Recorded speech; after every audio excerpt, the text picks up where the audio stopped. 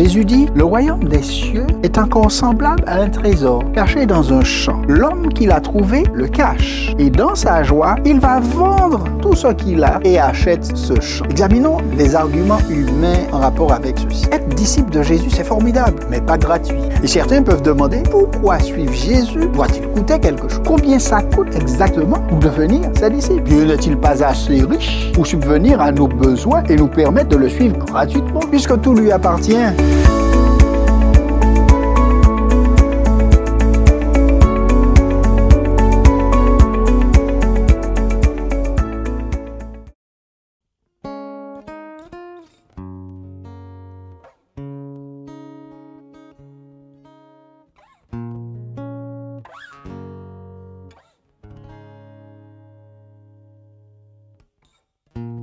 Tu connais tout de moi,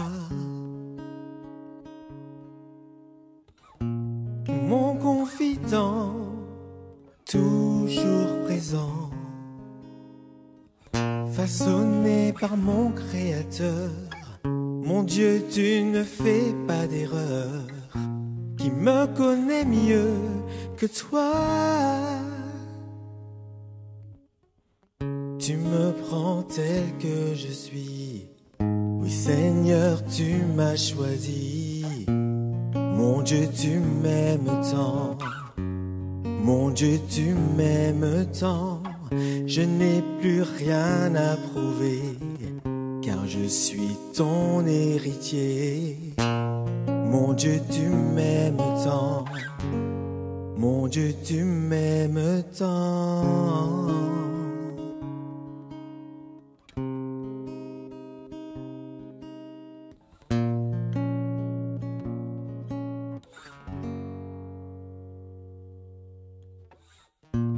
Tu es si fier de moi, même quand je ne le mérite pas. Je suis loin d'être parfait, mais je ferai tout pour te plaire. Je veux te rendre fier. Tu me prends tel que je suis. Oui Seigneur, tu m'as choisi. Mon Dieu, tu m'aimes tant. Mon Dieu, tu m'aimes tant. Je n'ai plus rien à prouver, car je suis ton héritier. Mon Dieu, tu m'aimes tant. Mon Dieu, tu m'aimes tant. Tu me prends tel que je suis. Oui Seigneur, tu m'as choisi.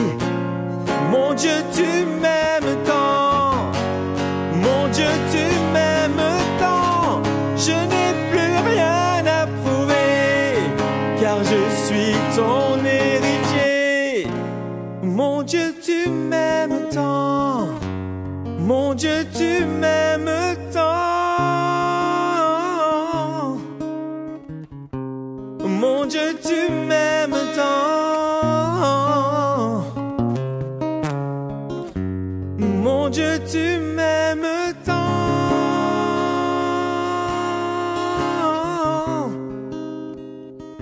Mon Dieu, tu m'aimes tant.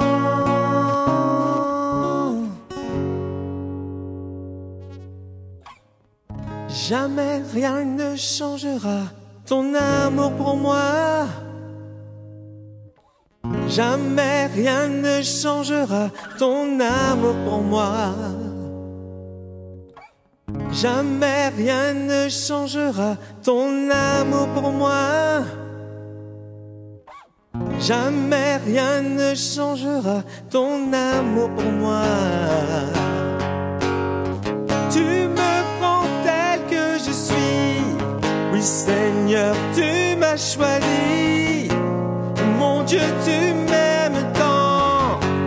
Mon Dieu, tu m'aimes tant. Je n'ai plus rien à prouver, car je suis ton héritier.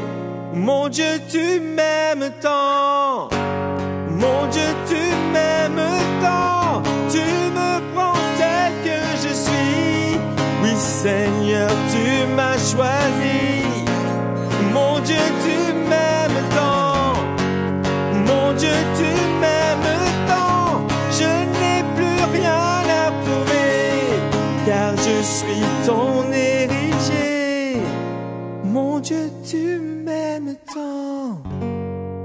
Dieu, tu m'aimes tant. Mon Dieu, tu m'aimes tant. Mon Dieu, tu m'aimes tant. Mon Dieu, tu m'aimes tant. Mon Dieu, tu m'aimes tant.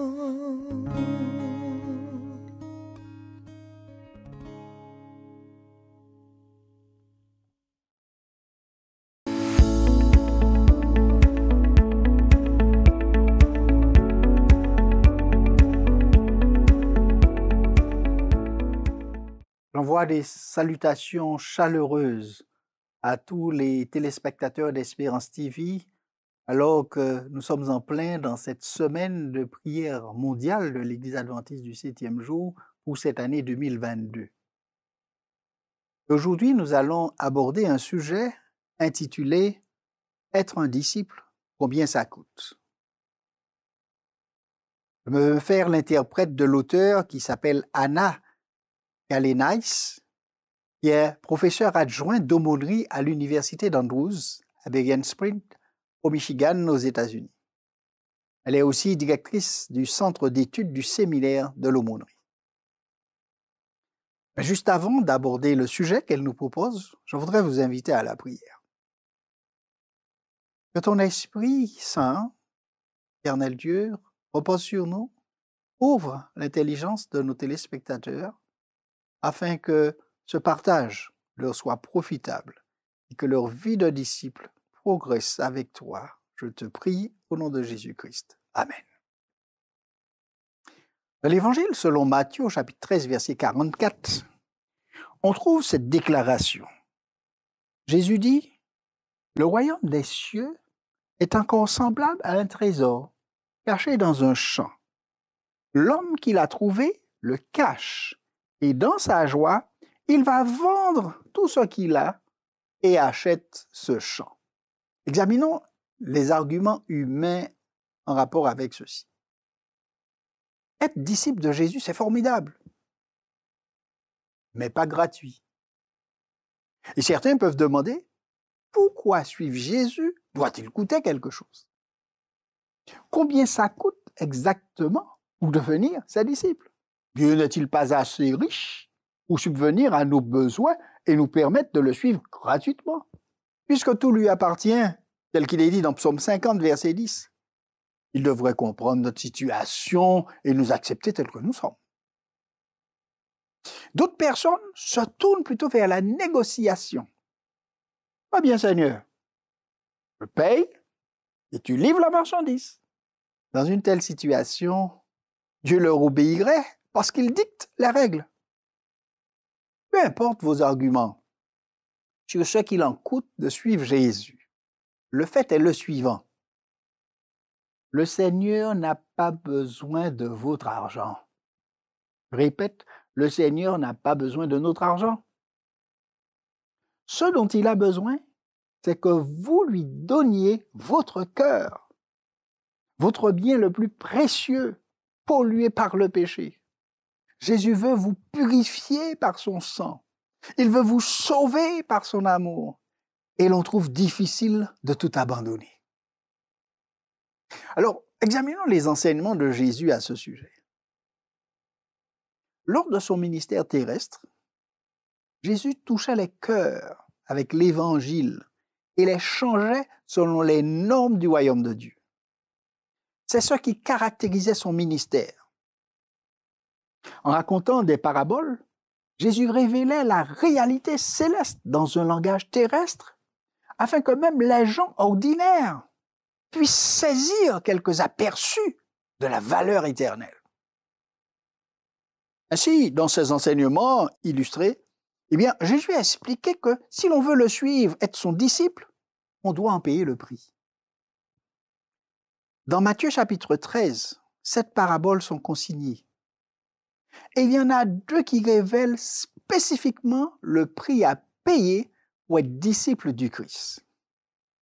Premièrement, la parabole du trésor caché que l'on trouve dans Matthieu chapitre 13 au verset 44 dont nous avons lu le texte au début. Et puis l'autre, c'est la parabole de la perle de grand prix qui se trouve dans Matthieu 13 versets 45 et 46. Jésus présente la valeur du royaume de Dieu, lequel est disponible pour qui veut en faire partie. Il n'y a pas d'obligation. Lorsque l'on trouve quelque chose de précieux, on vend tout ce que l'on possède et l'on n'épargne rien pour se l'acquérir. Lorsque l'on découvre que Dieu nous aime au-delà de toute mesure et que la vie éternelle peut être nôtre, alors on laisse tout derrière soi pour obtenir cette vie avec lui. Examinons quelques exemples bibliques. Pour suivre le Maître, les 12 disciples laissèrent derrière eux leurs moyens de subsistance et leur famille. Souvenez-vous, c'étaient des pêcheurs pour la plupart. Et la question de Pierre, sur les avantages d'un si grand sacrifice, à cette question, eh bien Jésus va répondre en disant « Quiconque aura quitté à cause de mon nom, ses frères, ou ses sœurs, ou son père, ou sa mère, ou sa femme, ou ses enfants, ou ses terres, ou ses maisons, recevra le centuple et héritera la vie éternelle. » Ça se trouve dans Matthieu 19, verset 29. Bien que le prix à payer soit élevé, Christ n'exige pas que nous méprisions les membres de notre famille, même si nous sommes parfois en désaccord avec eux. Ici, c'est sur les priorités qu'il met l'accent. Ses disciples doivent l'aimer plus que leurs parents, que leurs biens, que leurs affaires ou que quoi que ce soit d'autre. Rien ne doit faire ombrage à leur amour pour Dieu. En ayant fait le choix de suivre le Seigneur et d'inviter les autres à faire de même, Pierre révéla non seulement son amour pour Dieu et son dévouement envers lui, tel qu'il le dit dans Jean 21, verset 17, mais aussi son sacrifice par amour pour son Sauveur, tel qu'il nous a rapporté dans le livre des Actes au chapitre 5 et au chapitre 12. Cet amour atteignit son point culminant lorsque Pierre, face à la mort, supplia ses bourreaux de le clouer à la croix, mais la tête en bas, parce qu'il disait qu'il n'était pas digne de mourir comme son Seigneur. Cependant, l'apôtre avait eu de nombreux moments lumineux dans sa vie, comme par exemple le soutien total de sa femme, tel que Paul le rapporte dans 1 Corinthiens 9 au verset 5. Les résultats visibles de la prédication de l'Évangile, dans Acte 2, après cette prédication, beaucoup acceptèrent. Et la promesse de la vie éternelle dont il parle dans sa première épître, l'épître de Pierre, au chapitre 1, versets 3 à 9. La décision de la Samaritaine de suivre Jésus lui coûta l'exposition publique du côté sombre de sa réputation, tel qu'il est rapporté dans Jean chapitre 4. Comme elle avait eu 5 maris et vivait maintenant en concubinage au moment où Jésus parlait, elle évitait les rencontres inutiles avec les femmes qui allaient chercher de l'eau au puits de Jacob. Et c'est sans doute pour cette raison qu'elle se trouvait là, seule, à l'heure la plus chaude de la journée. Mais c'était un moment opportun pour une rencontre avec Jésus. Rencontre au cours de laquelle il transforma sa vie pour de bon. Après avoir conversé avec le Sauveur, la Samaritaine, qui jusqu'à présent évitait ses compatriotes, courut vers eux en s'écriant « Venez voir, un homme qui m'a dit tout ce que j'ai fait. » Et puis elle posa la question « Ne serait-ce point le Christ ?» Cet entretien qu'elle a eu avec Jésus révéla la vérité éternelle à cette femme qui était affamée. Son visage avait une nouvelle expression. Tout son aspect fut changé. Jamais, à aucun moment, la Samaritaine ne regretta le prix qu'elle paya lorsqu'elle abandonna sa vie de péché. Née de nouveau, elle devint disciple de Jésus. Et du coup, missionnaire, une missionnaire. Elle alla chercher les gens de son village pour les amener à Jésus. Sa conversion permit à Christ d'exercer son ministère auprès des Samaritains. Il resta là plusieurs jours avec eux et enseigna tout ce peuple. Si le véritable discipulat est coûteux, car il condamne le péché, en revanche, il est bénéfique, car il justifie le pécheur, que je suis et que vous êtes. On trouve une histoire semblable dans l'Évangile selon Luc, celle de la conversion de Zachée, rapportée dans l'Évangile selon Luc au chapitre 19. Tout le monde détestait ce chef des péagers, parce qu'il trompait les gens, il accumulait des richesses, il extorquait ses compatriotes. Mais ayant entendu parler de Jésus et de son pouvoir miraculeux, Zachée décida d'aller l'écouter. L'amour de Jésus convaincut ce péager, un genre d'inspecteur d'impôts, alors qu'il était assis sur la branche de sycomore, vous imaginez, en proie au vif sentiment de son indignité. Influencé par le Saint-Esprit, alors Zachée se convertit. Il abandonna ses pratiques malhonnêtes. Il ouvrit avec joie son cœur à l'amour de Jésus. Et son repentir authentique le conduisit à une réforme complète de sa vie, ce qui lui coûta ses richesses terrestres.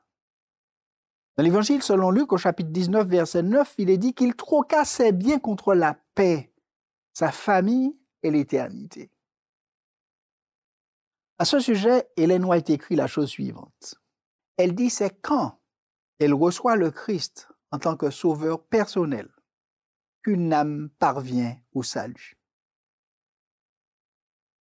Qu'est-ce qui pourrait bien avoir une plus grande valeur que cela pour nous êtres humains?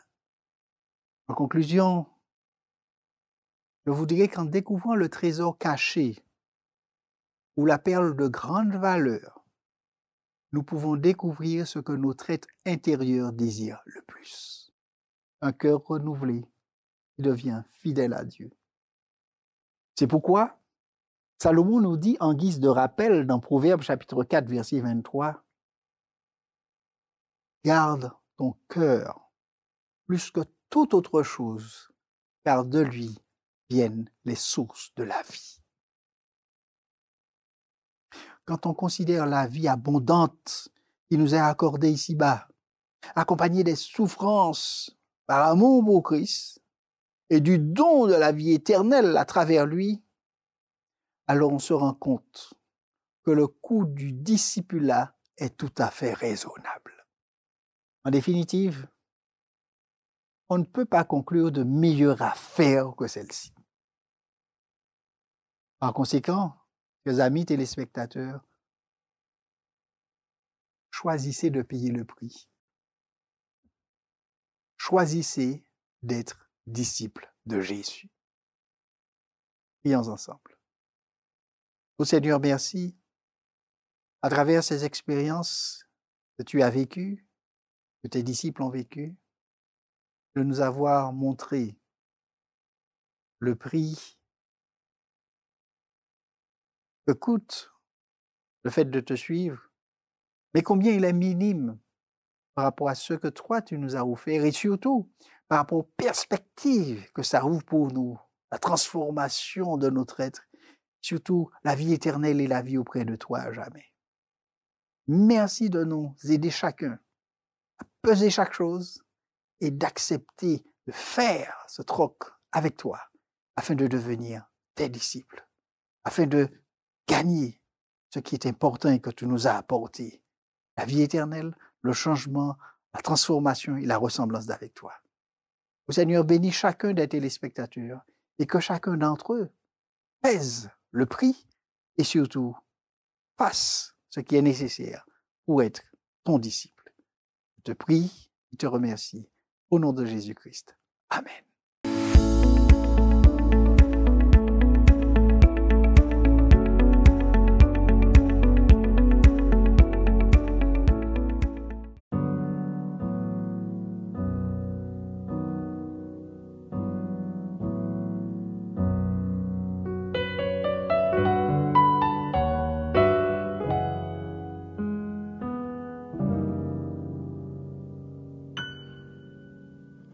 jeune et moi qu'a grandi, moi qu'a apprendre la vie, moi aime choisir ça qui bon pour moi.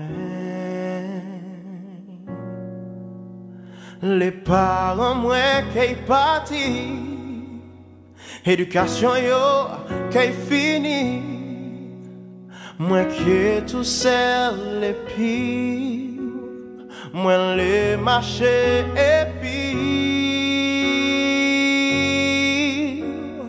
papa, moi trop jeune et moi trop faible pour marcher tout seul. Oh papa, camarade Gary, j'étais mais faux, moi tiens beled, c'est l'homme en commandé. Passe-moi qu'on est valet, oh, en que tchembe fort, parce que mène-moi au ciel pour toujours.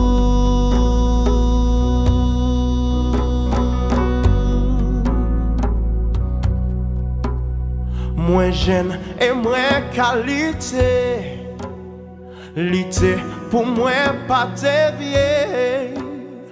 Allant tout moi le mal qu'a dominé. Mais bon Dieu moi fait un choix, et moi qui prier pour ça.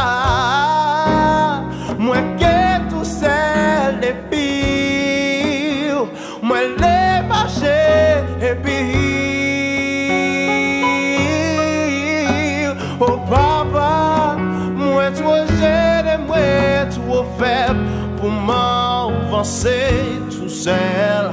Oh papa, oui on a prié pour moi arriver joindre nous en ciel. C'est l'homme en commandé. Passe-moi qu'on est valet, oh, en que tchembe fort, parce que mène-moi en ciel. Oh papa, moi trop jeune et moi trop faible pour marcher tout seul. Oh papa, camarade Gary, j'étais mais faux, moi tiens beled, c'est l'homme en commandé. Passe-moi qu'on est valet, oh, en que tchembe fort, parce que mène-moi au ciel pour toujours.